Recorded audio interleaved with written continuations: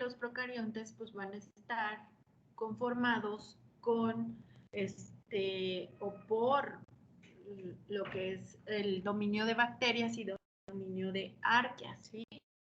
Entonces, vamos a empezar a ver las estructuras que son básicas, que le dan la protección a lo que es todo el interior de la célula procarionte, porque recuerden que estos organismos son unicelulares y son muy simples, que su material genético está en el citoplasma sin ninguna otra protección más que el citoplasma y lo que le va a rodear. Y en este caso lo que le va a rodear y lo que vamos a ver hoy es la membrana citoplasmática y lo que es la pared celular. Entonces, vamos a comenzar con la membrana celular. Para este tipo de organismos, la membrana celular es de suma importancia porque es lo que le va a tener o es una barrera de lo que está afuera con lo que está adentro. A partir de esta estructura, pues se controla la presión osmótica y se controla la entrada y salida de componentes, ya sea moléculas simples, ya sea desechos, ya sean enzimas o simplemente la obtención de algún nutriente. Los organismos procariontes usan mucho las formas de comunicación a partir de componentes químicos o de sustancias químicas que van a exterior y estas tienen que interactuar con otros organismos. Tener muchos componentes que les van a permitir esa comunicación.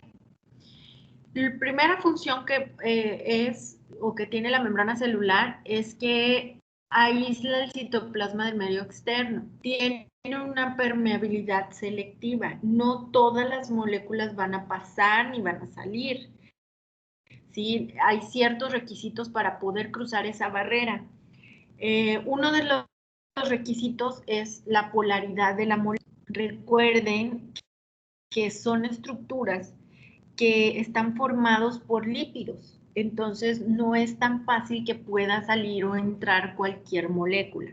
Solo las moléculas más pequeñas hidrofóbicas son las que tienen, digamos, el pase directo hacia el interior de lo que es la célula.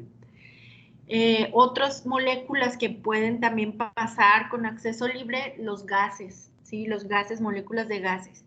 Pero de ahí en fuera, cada componente que quiera entrar ocupa de un transporte o de un medio para poder entrar, ¿sí? O sea, no es tan fácil. Va a haber mucho flujo ahí en esa membrana, es selectiva, es fluida, regula el flujo de materiales entre el citoplasma y su medio, o sea, para la adquisición de nutrientes o eliminación de desechos, pues lo tiene que cruzar. Van a estar ahí dentro, incrustados en esta estructura, lo que puede ser sistemas de transporte, lo que son sistemas de anclaje, lo que pueden ser receptores o puede también haber enzimas. Cada cosa que quiera pasar al interior, pues tiene mucho que ver la polaridad, qué tipo molécula.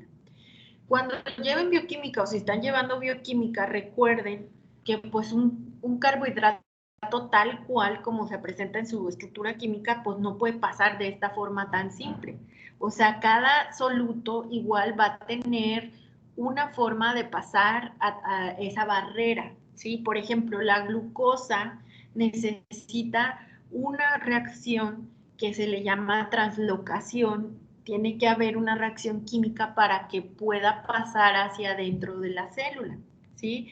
Entonces decíamos, solo moléculas bien pequeñitas, que es las hidrofobas, o lo que es los gases, pues pueden pasar la barrera sin ningún problema.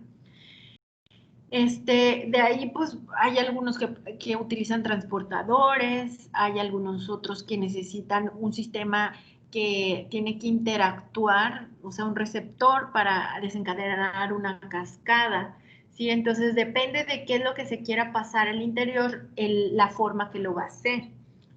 Ahora, de lo más común que tenemos y que nos lo enseñan desde siempre que está en la membrana citoplasmática son los transportes. Entonces, hay el transporte activo, transporte pasivo, pues el transporte activo va a ocupar lo que es energía, el transporte pasivo pues va a tener dos tipos, difusión pasiva, difusión facilitada. Entonces, la difusión pasiva no ocupa ninguna ayuda y todo va a favor del gradiente de concentración y pasa a la molécula tal cual. En la difusión facilitada, pues ocupa un facilitador y ese facilitador pues va a favor del gradiente, son canales y pasa lo que es la molécula a través de ella. Y tenemos otro que es, por ejemplo, el activo que ocupa energía, necesita un transportador y va en contra del gradiente de concentración. Entonces, esos son de lo más básico que nos enseñan. En cuanto a la función de la membrana citoplasmática, para cualquier organismo es lo mismo. Sea eucarionta o procariota, la función define la forma celular, aísla de lo exterior al interior, controla la presión citoplasmática, el gradiente, ¿sí? A través de todos el arsenal de componentes que va a estar incrustado en ella. Sí, entonces, tanto para bacterias como para arqueas, la función es la misma, totalmente la misma.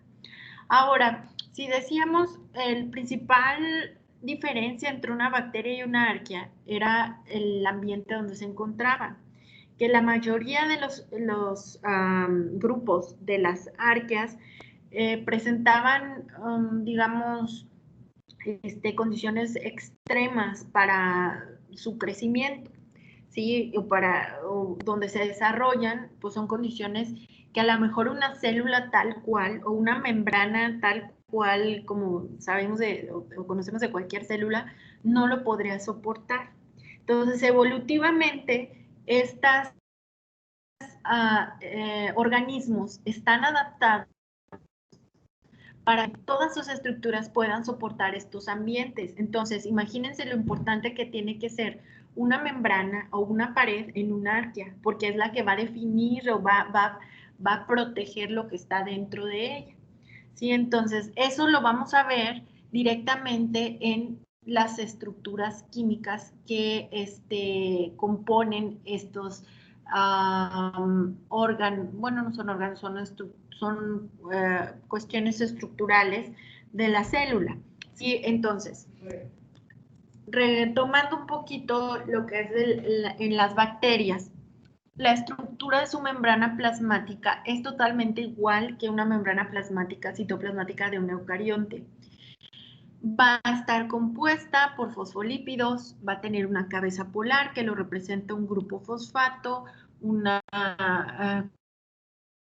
cabeza de un glicerol, que el glicerol es un compuesto, una molécula de 3 carbonos, y en el carbono 1 y 2 va a estar unidos ácidos grasos, ¿sí? Los ácidos grasos representan las colas no polares, ¿sí?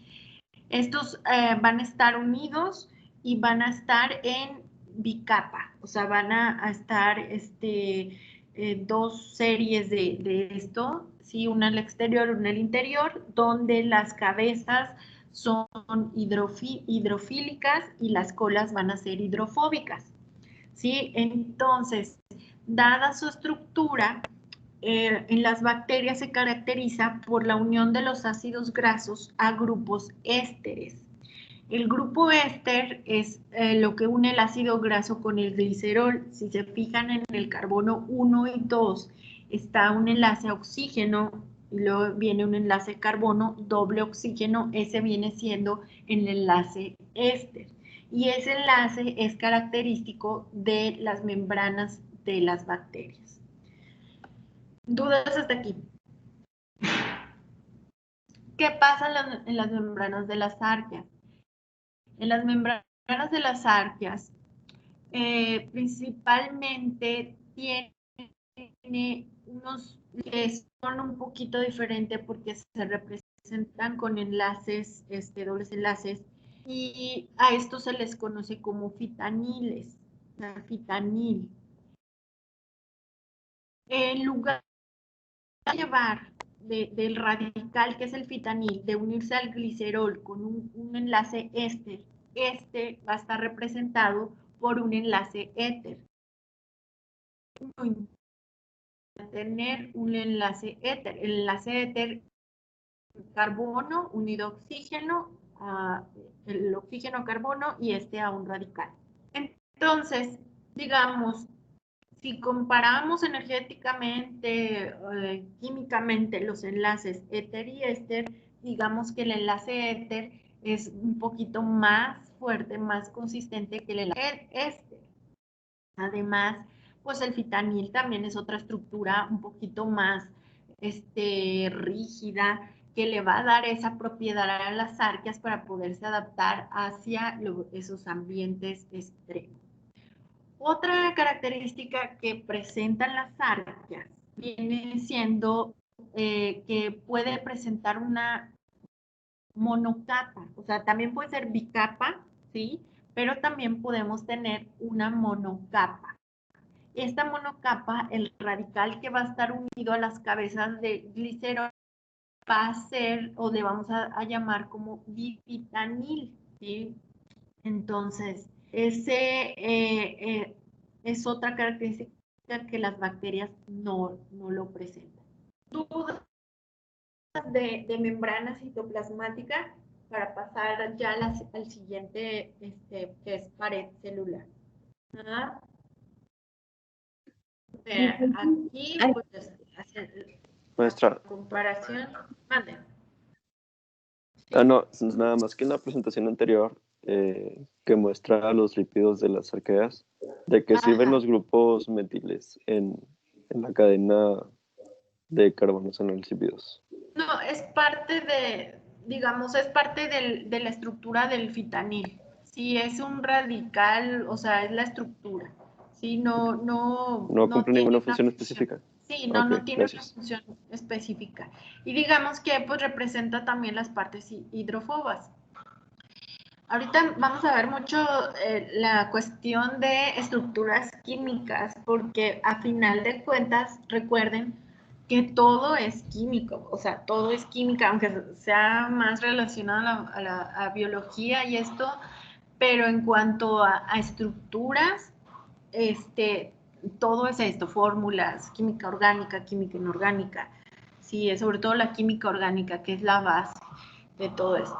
Sí, o sea, no tienen alguna funcionalidad, es parte nada más. El grupo metil, ahí tienes, y estas partes donde dice ahí grupo metil, esos raíces que salen ahí, pues son también metilos que están ahí pegados a la estructura.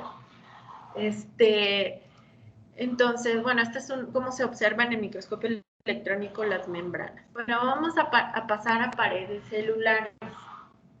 La pared celular es su función también, confiere rigidez a las células, permite mantener la forma a las células, tiene función protectora, contribuye a mantener la presión osmótica. Tanto pared y membrana son clave para estos organismos, porque a partir de estas estructuras, la célula puede activar un montón de mecanismos o cascadas. Entonces, por ejemplo, si esto se ve afectado, la célula tiene que ser capaz de poder contrarrestar ese daño. Sí, o sea, imagínense que llega, no sé, sobre todo los jabones destruyen membranas y paredes, o sea, debilitan. O sea, si la bacteria tiene contacto con eso, o sea, un primer contacto, eso lo sensa y eso hace que el interior empiece a ver cambios para ver cómo contrarresta ese daño. ¿Sí? Obviamente que si ya es mucho el daño, pues ya no, o sea, no puede sobrevivir la célula, porque acuérdense que pues si ya se daña, pues se sale el material genético y digamos que ya no puede recuperar. Por ejemplo, hay algunos antibióticos que son específicos para la pared celular. Entonces, lo que hacen es empezar a hacer poros, evitar que se desarrolle el peptidoglicano, que en este caso es la pared celular de la bacteria, y entonces la bacteria pues empieza a sacar todo el interior, descompensaciones de presiones y muere al final. Entonces, si una bacteria o arquea no tiene su pared celular y membrana celular en buenas condiciones, digamos que tiene más probabilidad de que no pueda sobrevivir, ¿sí? Porque es lo primero, es el contacto. Dan de cuenta, no es un ejemplo muy bueno, pero dan de cuenta que es como la piel de nosotros, lo que nos protege, ¿sí? Pero al final de cuentas, si nuestra piel se daña, pues tenemos otros músculos, huesos, ¿sí? En el caso de la bacteria, no. La bacteria son organismos tan simples, tienen la pared membrana. Si eso ya no está en buenas condiciones, pues ya se sale todo el material y ya no tiene forma de poder recuperarse. Sí. La pared celular de las bacterias está compuesto por unas unidades que les llamamos peptidoglicanos o peptidoglucanos. Estos compuestos están hechos de carbohidratos, derivados de carbohidratos y derivados también de aminoácidos. Entonces, en el caso de esta estructura es base para el diagnóstico de bacterias, sobre todo. Es la base. ¿Por qué? Porque si se acuerdan cuando veíamos generalidades de todos los organismos, las bacterias tenían dos grupos principales, que eran las proteobacterias, dos dominios, Philips, las proteobacterias y las gram positivas. Ahí se concentran. Entonces, para nosotros identificar la pared celular nos sirve para diferenciar estos dos grandes grupos, a los cuales conocemos como gram positivos y gram negativos. ¿Sí? Entonces, esos dos grupos nos definen. Es lo primero que nosotros buscamos cuando hacemos el diagnóstico, o es de un grupo o es de otro grupo, ¿sí? ¿Y a qué sirve esa diferenciación? ¿O a qué le debo yo esa diferenciación? A su pared celular. Ahora, en el caso de los gram negativos, o sea, ambos tienen peptidoglicanos, pero se van a diferenciar en cuestiones estructurales, química, ¿sí? La base de un peptidoglicano es el N-acetilglucosamina y N-acetilácido murámico. Bueno, sí, N-acetilácido murámico, que van a estar unidos a un enlace beta 1,4, como ven en la imagen. El N-acetilglucosamina, que es un carbohidrato, y tiene ahí en un carbono un grupo acetilo. Luego por ahí, si ven, estoy en la parte izquierda de la imagen, tiene ahí en otro carbono otra unión que va a beta 1,4 y que se va a unir a una N-acetil murámico, ácido murámico. El ácido murámico, N-acetilácido murámico, es un poquito más complejo, ¿sí? Tiene ahí un grupo acetilo también, pero ahí en un carbono va a tener una cadenita ahí larga. Esa cadenita larga son aminoácidos, derivados de aminoácidos. Tenemos en gram negativas, va a tener la unión del murámico o la colita de radicales a una alanina, una glutamina, un DAP, que es el ácido mesodiaminopimélico, que lo abreviamos como DAP, y un D-alanina, sí, al final. Esa D-alanina final del ácido murámico se une a otro DAP, ácido diaminopimélico, a través de peptídico. Todos estos son uniones peptídicas. Ese DAP es de otra unidad de ácido murámico, INAG, ¿sí?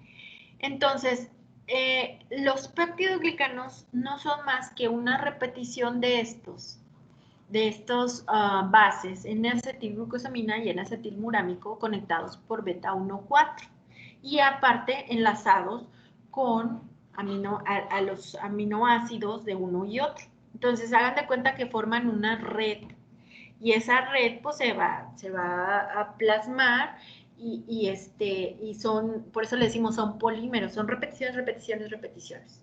Entonces yo quiero que chequen muy bien porque en el gram negativo tenemos la de alanina unida al DAP y va a ser cosa diferente en los gram positivos. ¿Hasta ahí hay alguna duda? Vayan tomando sus apuntes, aunque está ahí no todo está escrito. Bueno, entonces dijimos, el gram negativo tiene esa base. Pero se va complicando un poquito más, porque eso es el péptidoglicano. En el caso de este grupo, las paredes celulares que están compuestas por péptidoglicanos están entre dos membranas. Ustedes siempre, yo pienso que siempre han conocido que el acomodo en todos los que presentan pared celular siempre es pared celular, membrana citoplasmática. Esta es la excepción. En los gram negativos va a tener una membrana, le llamamos externa, el péptidoglicano y lo que es la membrana citoplasmática. Pero entre la membrana citoplasmática y la membrana externa hay un espacio. Ese espacio se le conoce como espacio periplásmico, ¿sí? Y entonces ahí se va a situar la pared celular, esta de los negativos, que si ven es una capa delgada. Y se dice que los gram negativos tienen un 10% comparado con lo que tienen los gram positivos. Entonces, la membrana citoplasmática, pues es lo que vimos ahorita, fosfolípidos, y tiene proteínas de membrana ancladas, va a tener receptores, puede tener sistemas de transporte, pero digamos, la membrana externa, vean ahí, es una estructura un poquito compleja. O sea, además de tener lípidos, fosfolípidos, va a contener también una cosita que ven ahí muy llamativa, que está en amarillo, verde, fuchsia y morado. Esta estructura le llamamos lipopolisacárido O. Es una estructura a base de carbohidratos que está anclada a la membrana externa. Los gram negativos es muy común de que siempre la tienen. Este lipopolisacárido O tiene mucha función, sobre todo cuando la bacteria, digamos, se muere, lo libera esta estructura, y esta estructura puede viajar en sangre o en el cuerpo, sobre todo en los huéspedes, para provocar temperatura, ir a afectar, o sea, ir a activar sistema inmunológico en el cuestión de interleucinas y todo eso, para activación de inflamación y sobre todo el hipotálamo del centro termorregulador. Entonces, el principal función es aumento de temperatura y por eso en muchas infecciones por gram negativo van cursando con temperaturas, ¿sí? Esa es una opción en bacterias, en esta, ¿sí? Que presentan este tipo de pared. Sobre todo, por ejemplo, la salmonela, salmonelosis y esas cosas. Aparte de la membrana externa, va a tener proteínas también de membrana y las acuaporinas. Las acuaporinas son canales o sistemas de transporte de agua. ¿Dudas que tengan hasta aquí? ¿Nada? Bueno. Lucy, ¿podrías repetirlo del 10%? Sí, el 10% porque es una capa muy delgada. A comparación de lo que tenemos con las gram positivas, que lo vamos a ver en la siguiente diapo. Sí, esta es una capa más delgada a comparación de los peptidoglicanos que tiene la gram positiva.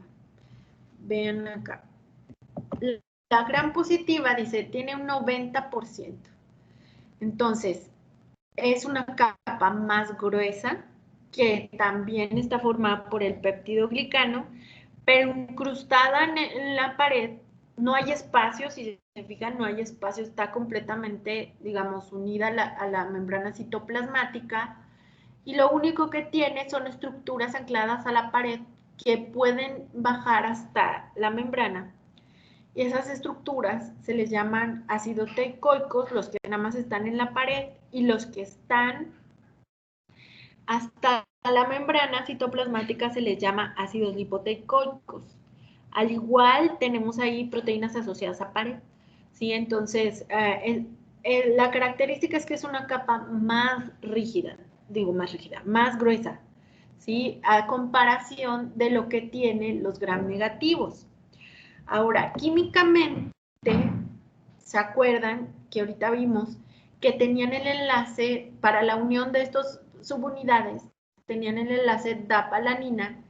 En los gram positivos tienen un puente interpeptídico de glicinas. Entonces, químicamente es más fuerte este tipo de enlace que el único de DAP-alanina. Entonces, para romper este tipo de membrana se batalla un poquito más, ¿sí? Es un poquito más dificultoso romperla. ¿Dónde ustedes aplicarían romper membranas o para qué como LBGs? Contésteme. Extracción de DNA. Claro, o sea, eso como base.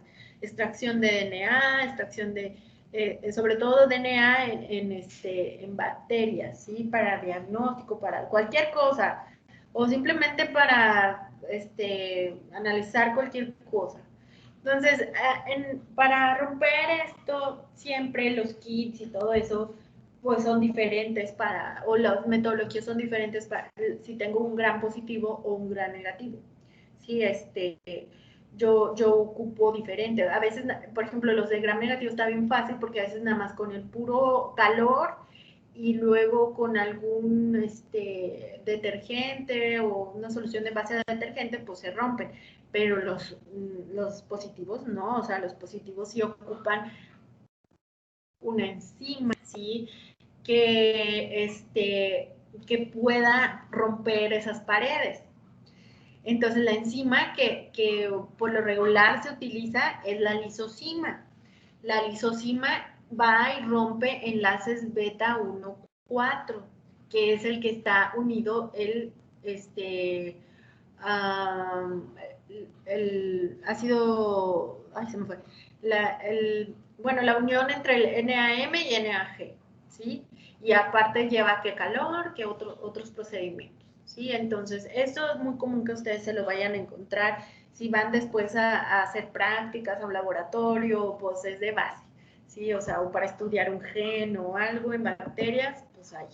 Esta sería una resumen de lo que hay de diferencia entre uno y otro, y nos refiere al último, la tinción, ¿sí? O sea, se deriva una tinción que se llama, pues, tinción de Gram. Y esta tinción es la base, ¿por qué? Porque nos va a decir si es de un grupo, otro grupo, y además de eso nos va a decir qué morfología es o qué agrupación tiene. Es una tinción diferencial porque nos va a diferenciar entre gram positivos y gram negativos, y entonces pues nos da mucha información en la práctica, ¿sí? Simplemente con algún sí, un frotis y una tinción que es muy, muy simple, nos da mucha información. Ahora, puede haber el caso de que existan bacterias sin paredes celulares, como es el caso de micoplasma, ¿sí? El género micoplasma. Entonces, solo tiene una membrana que le sirve de límite y se comporta como pared y membrana. ¿sí? Y son de los géneros más pequeñitos de bacterias que tenemos. Puede haber, por ejemplo, en las arqueas, también arqueas que no poseen pared o pared de una sola capa. Y nos dice ahí la diapositiva, no contiene peptidoglicanos, pero vamos a ver que es muy similar. De hecho, se le dice pseudopeptidoglicanos. Cuando ustedes tengan la palabra pseudo, pues significa falso. Entonces le dicen falso peptidoglicanos. Pero en realidad no sería tan falso. Bueno, sí, pero lo que cambia son la estructura química. Entonces tenemos el pseudopeptidoglicano del arquea. También tiene el carbohidrato y tiene una acetilglucosamina. Lo que no tiene es el N-acetilácido murámico. En lugar de eso, tiene una estructura que se llama N-acetil-talosamurámico, ácido talosamurámico, que es nomás que es el carbohidrato, el grupo acetilo, y tiene, de lugar de tener alanina, tiene glutamina, alanina, lisina, y la unión es glutamina, lisina, glutamina, ¿sí? Con otro. Y la unión entre el N-acetilglucosamina y N-acetilácido talosamurámico es por enlace beta 1,3. Entonces eso también lo hace más rígido, porque otras enzimas no pueden llegar a romper ese, como por ejemplo la lisozima no le hace nada. ¿Sí? ¿Dudas que tengan de esto? La tinción esta de Gram la vamos a ver en la siguiente clase más a fondo, pero digamos que ya conocen ustedes el fundamento. Y ya nada más para terminar, puede haber otra opción de paredes celulares diferentes en tipos de bacterias. Por ejemplo, el género Mycobacterium tiene una pared celular muy rica en lípidos y esos lípidos no pueden ser teñidos por el Gram. Acuérdense que un lípido pues, es muy hidrofobo, entonces los colorantes casi por lo regular son a base de agua, son acuosos. Entonces, digamos, ponen colorante y lo repelen. Es como si pusieran una grasa, una manteca y le echan el colorante, pues se van a hacer las gotitas así, las micelas, o sea, no se van a incorporar, ¿sí? Entonces, ¿qué es lo que se hace? Pues para que poder teñir, pues se utiliza un método específico que se llama método Ciel-Nielsen. Este género, pues es muy común porque es muy común de enfermedades a bovinos y hacia nosotros. Es el clásico Mycobacterium tuberculosis que puede afectar ganados y a humanos y esto hay mucho en estudio. Entonces es muy común que presenten o puedan presentarse o que usen estas tinciones, ¿sí? O sea, aunque, digamos, llevan años estos métodos, aún se siguen utilizando, y aunque digan, ay, pero yo voy con DNA y todo eso, pero es de base. O sea, nosotros tenemos que hacer esto para ver si no está contaminado, si está creciendo adecuado, ver morfología y agrupaciones nos da bastante información para proceder a un análisis más minucioso como genético. ¿Dudas que tengan?